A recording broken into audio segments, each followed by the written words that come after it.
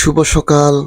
আজ সোমবার 22শে ডিসেম্বর 2025 ইংরেজি, বাংলা বছরের 1432 বঙ্গাব্দের পৌষ মাসের 6 তারিখ এবং আজ 2568 বুদ্ধাব্দ। ঋতুর পরিক্রমায় আজ শীতকাল। আজকের এই দিনে মনোজ মিত্রের শুভ জন্মদিন।